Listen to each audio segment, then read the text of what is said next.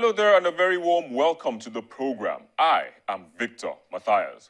Despite rising national income hinged on crude oil revenues and the newly rebased GDP that makes Nigerian economy the 26th largest in the world, global agencies claim that extreme poverty is still rampant in the country.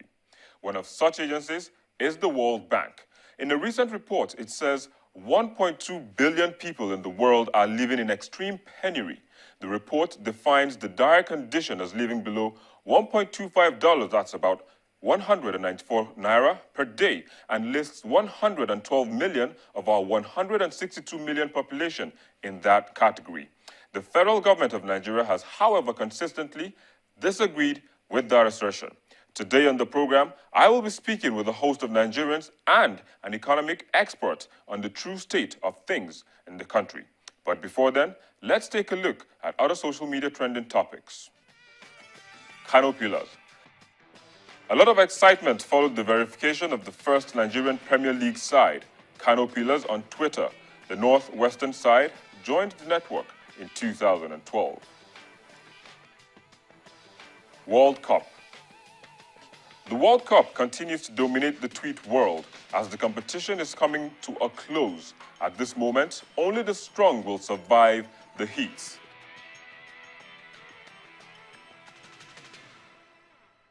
Now let's meet our online contributors.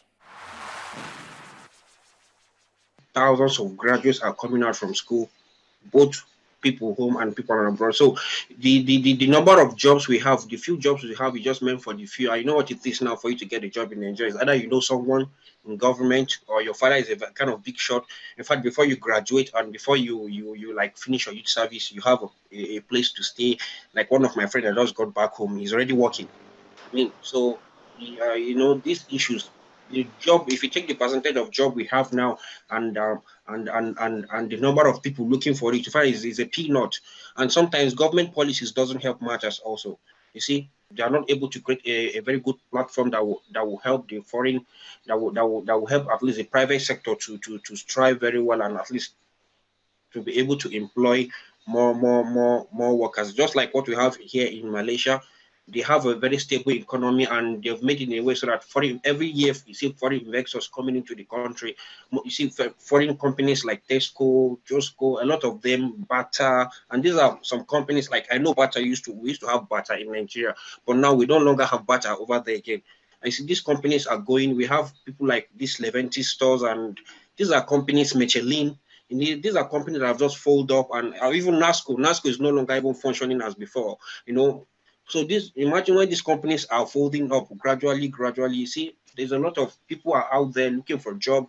And when you don't have job to do, you become idle. And even if politicians can easily bribe you 1,000, 2,000. You see them flying Okadas. You can see what it means. This is something we see daily. I mean, at least 2015 is almost approaching, and you will see a lot of these things. You see them, even some of them die in the process of campaign because of 1 or 2,000. See, these are the impact of poverty. It's not about we not having a government that can think. It's about there is no government at all, which is a systemic problem. And in the system analysis and framework, you look at an input-output mechanism. You look at 1 + 1 = 2. We have a 1, but we don't have the other 1. We need to make it 2. So we got youths, we got structures that the youth can build on to make their lives better, but we don't have a machinery that can transform those structures into reality. And it's not a problem that just started yesterday.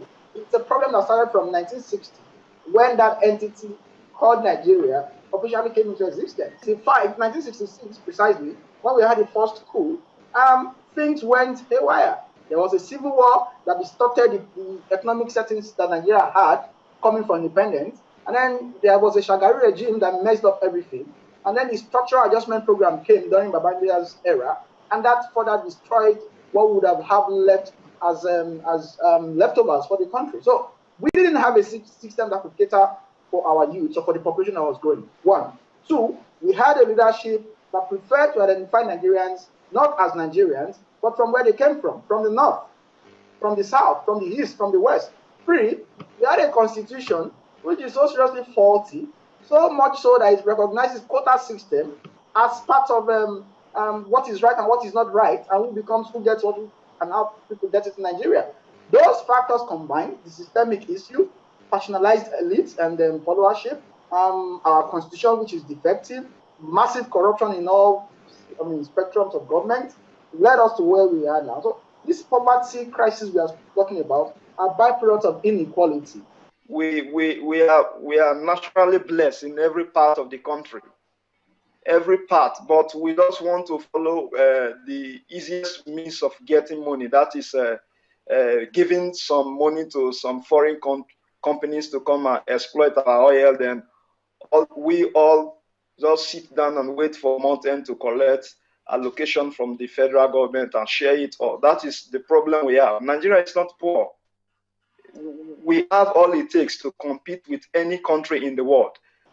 There may be some elements of exaggeration in it, but trust me, I strongly believe out of the 160 or 70 million Nigerians we have, well over 50-55% of Nigerians are poor. And if you have that, at least 80 million Nigerians are poor.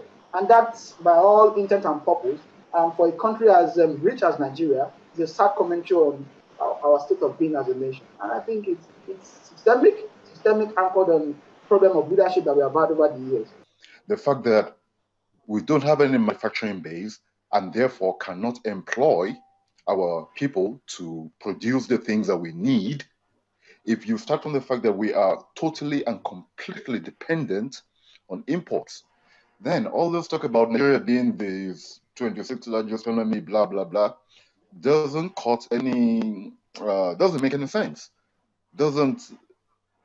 It's only, how should I say? It's only to ignorant people who want to bolster their sense of national pride, a false sense of national pride, who will buy into that.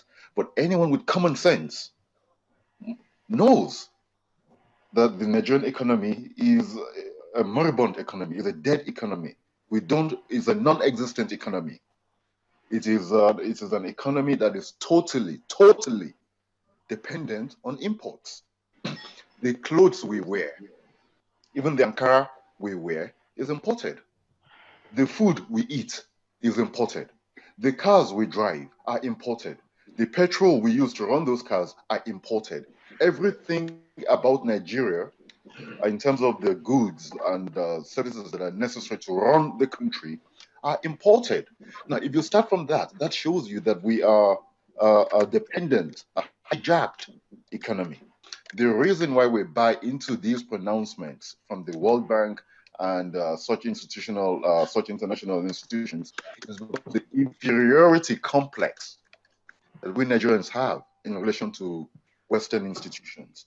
Anything the white man says is gospel, because we have an inferiority complex. But we need to start thinking for ourselves and seeing things and coming to our own conclusions for ourselves. There are two branches of economics when you are talking about whether a state is stable or unstable. There is a positive economics and a normative economics. The positive economics is what ought to be. The normative economics is what is.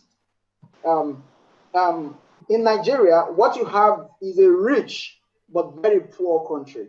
We're rich in terms of abundant natural resources. We're rich in terms of manpower, but in terms of the transformation of those abundant natural resources and human capacity, which we have in overabundance, into reality, we are very poor. We are rich in terms of structures that can make us better as a nation, but we lack the credible manpower, the right-thinking individuals to pioneer those ventures into massive jobs for Nigerians. We are rich in terms of beautiful, hardworking youths, very, very hardworking population, extremely positive individuals, but we are poor in terms of giving these people resources that can transform their lives. So we are rich in Naira and Kobo, rich in natural resources, but poor on the ground, poor in terms of infrastructure, poor in terms of education, poor in terms of social welfare and social amenities, poor in terms of inadequate welfare system, poor in terms of everything you may call sane. So what is the point of you having money in the bank and you are hungry? What is the point of you having money in the bank and you can't even afford to feed your family? What's the point of you having money in the bank and you can't even pay your children's school fees? What's the point of you having money in the bank and your wife cannot get quality health care? She wants to deliver, she's pregnant, she wants to deliver, she cannot have good health care systems to support her. The point Femi made about our economy as totally a dependent economy on foreign goods is right, but the case of World Bank, about the statistics of the World Bank saying that Nigerians live, about 120 million Nigerians live below poverty line, might be true because the facts are inconsistent. The statistics are inconsistent with the facts on ground.